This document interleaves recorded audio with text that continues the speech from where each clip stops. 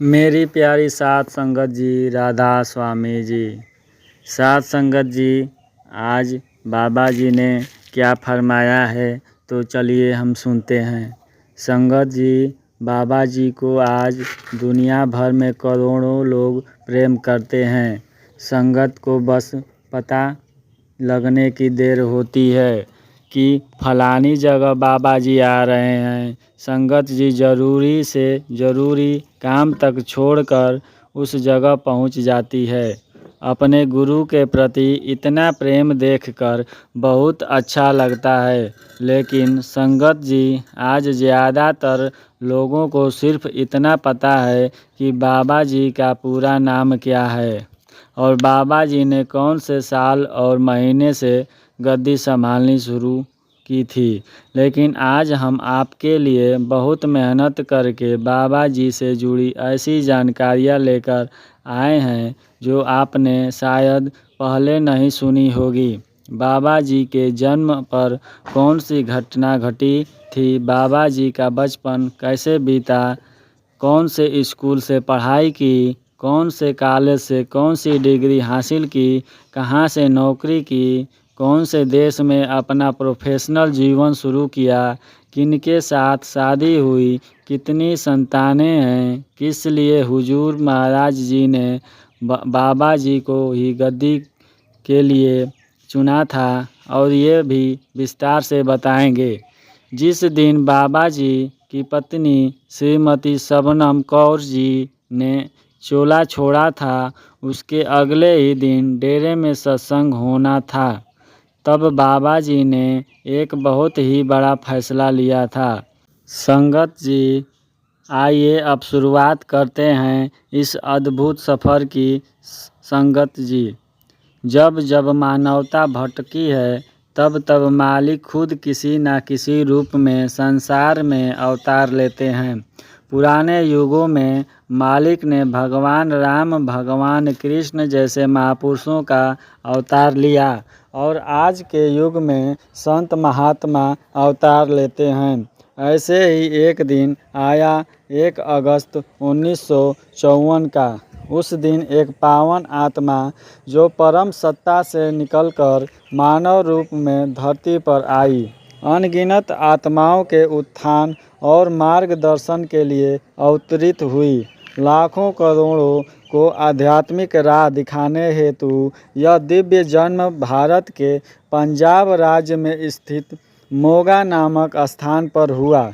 इस पवित्र आत्मा का जन्म एक सिख ढिल्लो परिवार में हुआ। आप जी की माता जी का नाम महेंद्र कौर और पिताजी का नाम गुरमुख सिंह ढिल्लो है। आप जी के माता पिता ने बड़े प्रेम भाव से आपका नाम गुरिंद्र सिंह रखा। कोई नहीं जानता था आगे चलकर आप भटकी हुई इस मानवता को सही मार्ग दिखाने जैसा महान काम, महान सेवा करोगे। आप जी की माता जी श्रीमती महेंद्र कौर जी एक अत्यंत भावुक घटना का उल्लेख करती हैं।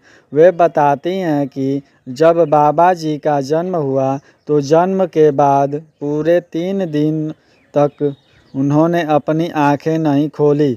स्वाभाविक रूप से परिवार चिंतित हो गया।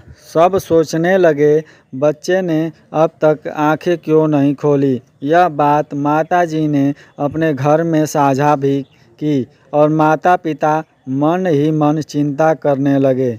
फिर एक सुंदर पल आया जब महाराज चरण सिंह जी ने अपने प्रेम भरे स्नेह से आपके जन्म पर आपको अपनी गोद में लिया।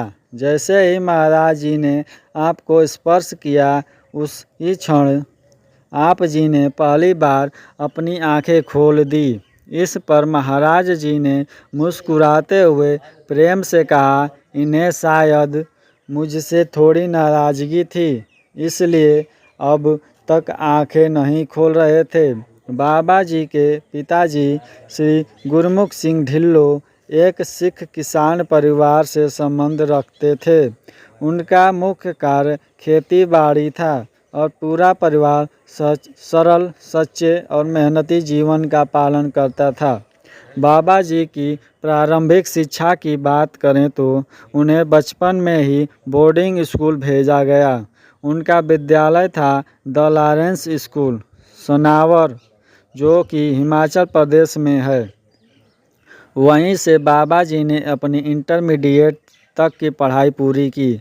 बाबा जी कई प्रश्नोत्तर सत्रों में अपने स्कूल के दिनों का एक अनुभव प्रेमपूर्वक साझा करते हैं। वे बताते हैं कि स्कूल में उनके साथ सिर्फ एक और छात्र शाकाहारी था, जबकि बाकी सभी बच्चे नॉनवेज खाते थे। बाबा जी समझाते हैं कि जब मन में सतगुरु के लिए प्रेम और भीतर परमात्मा से जुड़ाव जाग जाता है तो परिस्थितियाँ कैसी भी हों, इंसान गलत कार्य से स्वयं को दूर रख ही लेता है। इसी संदर्भ में उन्होंने बताया कि उन्होंने स्कूल के दौरान कभी भी मांसाहार नहीं लिया और यह भी समझाया कि कोई भी चाहे तो शाकाहारी जीवन शैली अपना सकता है।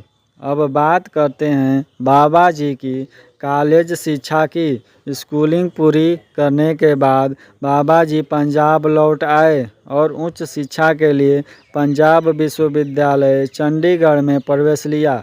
वहां उन्होंने बैचलर ऑफ कॉमर्स यानी बीकॉम में स्नातक की पढ़ाई की। कॉमर्स विषय में अपनी पढ़ाई सफलतापूर्वक पूर्ण कर बाबा जी ने अपनी डिग्री प्राप्त की। अब ग्रेजुएट होकर कॉलेज से बाहर आए। अब जिक्र करते हैं बाबा जी के पारिवारिक जीवन का। बाबा जी का विवाह महाराज चरण सिंह जी की पावन हजूरी में माता शबनम कौर ढिल्लों जी के साथ संबंध हुआ।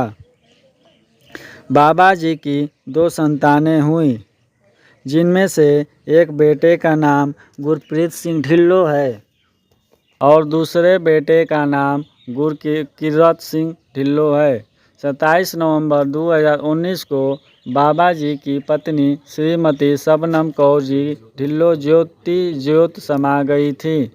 उन्होंने इंग्लैंड के एक अस्पताल में आखिरी सांस ली थी। अब आते हैं बाबा जी के करियर और पेशेवर जीवन पर। अपनी पढ़ाई पूरी करने के बाद बाबा जी भारत से स्पेन चले गए, जो यूरोप का एक सुंदर देश है। वहां उन्होंने एक टेक्सटाइल कंपनी में कार्य आरंभ किया।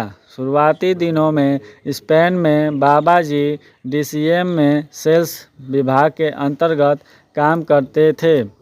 एक सेल्समैन के रूप में उन्होंने अपने दायित्व को अत्यंत निष्ठा, लगन और ईमानदारी से निभाया। अपनी मेहनत, स्वभाव और कर्मठता के चलते उन्होंने अपने करियर को सफलता की ऊंचाइयों तक पहुंचाया। आगे चलकर बाबा जी ने अलग अलग विभागों में ही सराहनीय कार्य किया।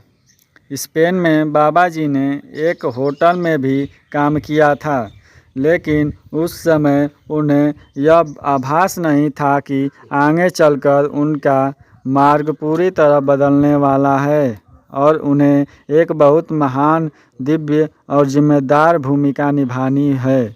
फिर समय ने करवट ली। सन 1990 में महाराज चरण सिंह जी ने बाबा जी को आदेश भेजा कि वे भारत वापस लौट आएं। हुक्म का पालन करते हुए 1990 में बाबा जी भारत लौटे और पंजाब पहुँचे। इसके बाद उन्हें डेरा ब्यास आने का अवसर मिला।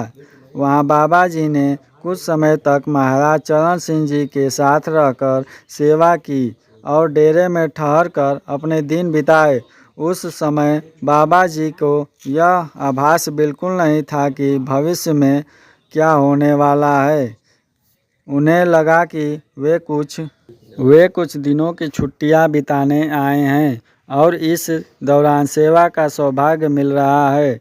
किंतु तभी डेरा ब्यास में एक अत्यंत भावुक और दुखद अध्याय आया। वह घड़ी जब महाराज चरण सिंह जी ज्योति ज्योत संपन्न हुए। 1 जून 1990 को महाराज जी ने चोला छोड़ दिया लेकिन चोला छोड़ने से पहले ही महाराज जी अपने उत्तराधिकारी के तौर पर बाबा जी को गद्दी सौंप गए थे। जब महाराज जी ने चोला छोड़ा, उस पल ने पूरे डेरा परिवार और संगत को गहरे शोक में डुबा दिया। महाराज चरण सिंह जी के ज्योति ज्योत समाने के बाद डेरा ब्यास में मानो शोक और सन्नाटे का गहरा अंधकार छा गया था।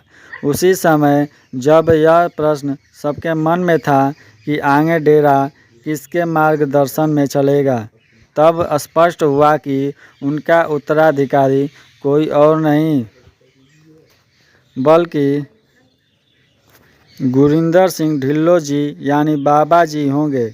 सिर्फ 36 वर्ष की आयु में बाबा जी ने अपने मामा जी महाराज चरण सिंह जी के हुक्म का पालन करते हुए इस पवित्र जिम्मेदारी को स्वीकार किया और 10 जून 1990 को ब्यास के आध्यात्मिक गुरु के रूप में गद्दी संभाली।